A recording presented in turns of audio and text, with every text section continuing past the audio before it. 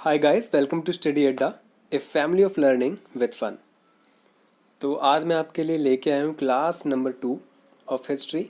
History में हम लोग इंडस वैली सिविलाइजेशन पढ़ रहे थे और इसकी पहली क्लास में मैंने आप लोगों को पूरी जो कहानी है उसकी समझा दी थी। एक प्रॉपर स्टोरी की तरह मैंने एक टाइमलाइन रेडी कराया था हड़प्पा का। तो आज हम लोग करेंगे जितने भी प्रीवियस ईयर क्वेश्चंस एसएससी में आए हैं हड़प्पा सभ्यता से, वो सारे हम लोग आज डिस्कस करेंगे। तो सबसे पहले thought of the day, don't wait for the opportunity, created. So अब हम लोग स्टार्ट करते हैं हमारे पहले क्वेश्चन के साथ। देखिए, हड़प्पा सभ्यता का सर्वाधिक मान्यता प्राप्त काल है। तो 2500 से 1750 जो ईसा पूर्व है, ये मान्यता काल माना जाता है प्रॉपर कि भाई हड़प्पा सभ्यता इस ड्यूरेशन में रही थी। नेक्स्ट क्वेश्चन है, सिंधु घाटी की सभ्यता निम्नलिखित में से किस सभ्यता के समकालीन नहीं थी। तो देखो, समकालीन किसके थी मैं आपको वो बता देता हूँ। एक तो मिस्र की सभ्यता समकालीन थी, मेसोपोटामिया भी समकालीन थी और चीन की सभ्यता भी सिंधु घाटी के समकालीन थी। लेकिन जो ग्रीक की सभ्यता थी ना, वो समकालीन नहीं थी। तो इसका आंसर हो जाएगा ग्रीक की सभ्यता। नेक्स्ट क्वेश्चन है, सिंधु घाटी की सभ्यता कहाँ तक विस्तृत थी। तो देखो, कल जब मैं आपको पूरी स्टोरी बता रहा था तो मैंने आपको एक मैप दिखाया था कि जो हड़प्पा सभ्यता है वो कहाँ से कहाँ तक फैली थी। तो पंजाब, राजस्थान, गुजरात, उत्तर प्रदेश, हरियाणा, सिंध और बलूचिस्तान तक ये फैली हुई थी। क्वेश्चन नंबर 4, सिंधु घाटी की सभ्यता में घोड़ों के अवशेष कहाँ से मिले हैं। तो सुरकोटदा से जो है घोड़े के अवशेष मिले हैं। हालांकि देखो, घोड़ों का इतना प्रचलन तो यहाँ पे नहीं था इस सभ्यता में, लेकिन जो थोड़े बहुत अवशेष मिले हैं वो सुरकोटदा से मिले हैं। नेक्स्ट क्वेश्चन है, सिंधु घाटी स्थल कालीबंगन कहाँ पर स्थित है। तो कालीबंगन जो है गाइस राजस्थान में है और कालीबंगा का मतलब भी पूछा जाता है, मतलब कि काले रंग की चूड़ियाँ।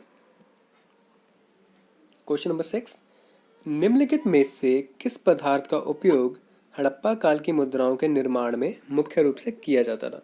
तो ये भी मैंने देखो कल आपको समझाया था। तो सेल खड़ी से जो है मुद्राएं बनाई जाती थी। हड़प्पा सभ्यता किस युग की थी। तो देखो, मैंने ये भी कल आपको समझाया था कि भाई जो मात्र सत्तात्मक समाज था, तो उनसे जो गहने बनाए जाते थे, अगर महिलाएं रहती थी तो गहने भी बनाए जाते होंगे। तो गहने वगैरह किससे बनाए जाते थे, तो वो तांबे से बनाए जाते थे। क्यों बनाए जाते थे, क्योंकि वो कांस्य युग की सभ्यता थी। उस टाइम पे लोहा भी नहीं खोजा गया था। ठीक है। सो नेक्स्ट क्वेश्चन है, सिंधु घाटी सभ्यता के लोगों का मुख्य व्यवसाय क्या था। मैंने बड़ी डिटेल में समझाया था कि खेती वगैरह इतनी होती नहीं थी। खेती के नाम पे सिर्फ कपास वगैरह उगाते थे हड़प्पा के लोग। तो इसलिए जो है व्यापार को जो है मेन व्यवसाय माना जाता था सिंधु घाटी के टाइम पर। क्वेश्चन नंबर 9 है, हड़प्पा सभ्यता के निवासी कैसे थे। तो वो शहरी थे। ठीक है, नगरीय निवासी माने जाते थे।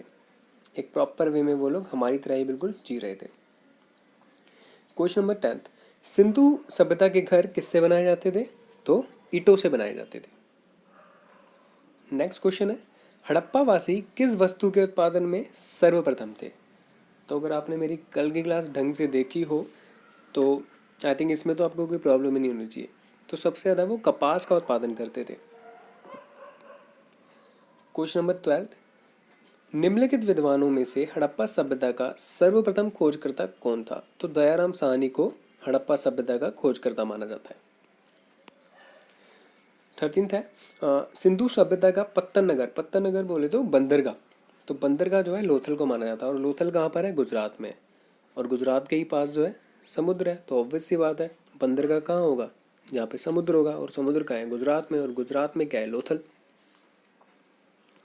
क्वेश्चन नंबर 14, पैमानों की खोज ने यह सिद्ध कर दिया है कि सिंधु घाटी के लोग माप और तौल से परिचित थे। ये खोज कहाँ पर हुई। देखो, लोथल में ही ना हाथी दांत का पैमाना मिला था, तो इसीलिए इसका आंसर क्या हो जाएगा, लोथल। क्वेश्चन नंबर 15, हड़प्पा कालीन समाज किन वर्गों में विभक्त था। तो ये 4 वर्गों में डिवाइड था, विद्वान, योद्धा, व्यापारी और श्रमिक। नेक्स्ट क्वेश्चन है, सिंधु सभ्यता का सर्वाधिक उपयुक्त नाम क्या है? देखो, सिंधु जो सभ्यता का पहला शहर है ना, इवन सिंधु सभ्यता का ही नहीं, इस दुनिया का सबसे पहला शहर जो हड़प्पा को माना जाता था, और हड़प्पा की ही खोज सबसे पहले की गई थी, तो इसीलिए इसको हड़प्पा सभ्यता भी बोला जाता है। क्वेश्चन नंबर 17, निम्न में से कौन से लक्षण सभ्यता के लोगों का सही चित्रण करते हैं? उनके विशाल महल और मंदिर होते थे। देखो, मैंने अच्छे से बताया था आपको कि मंदिर वगैरह था वो मानते ही नहीं थे, वो लोग उसी चीज़ की पूजा करते थे जो सामने दिख रही है। और सेकंड था, देवियों और देवताओं दोनों की पूजा करते थे। तो देखो, देवी देवताओं की तो पूजा वो इतना करते ही नहीं थे, मतलब इतना डीपली नहीं करते थे ना। उनके लिए तो मेन चीज़ थी जो भौतिक चीज़ है, जिसका भौतिक स्वरूप है, वो उसकी पूजा करेंगे। थर्ड है, वे युद्ध में घोड़ों द्वारा खींचे जाने वाले रथों का प्रयोग करते थे। तो नीचे दिए गए कूट का प्रयोग करके सही कथन को चुनिए। तो देखो, सही कथन क्या हो जाएगा इसमें? वो देवी देवताओं दोनों का पूजन करते थे। हड़प्पा सभ्यता की खोज किस वर्ष में हुई थी? तो 1921 में हड़प्पा सभ्यता की खोज हुई थी। क्वेश्चन नंबर 19 है, हड़प्पा सभ्यता के बारे में कौन सी उक्ति सही है? उन्होंने पशुपति का सम्मान करना आरंभ कर दिया था। देखो, वो पशुपति शिव की बहुत पूजा करते थे, तो इसीलिए उनका वो सम्मान भी करेंगे, ऑब्वियस सी बात है। लास्ट क्वेश्चन है हमारा आज का, हड़प्पा के लोगों की सामाजिक पद्धति कैसी थी?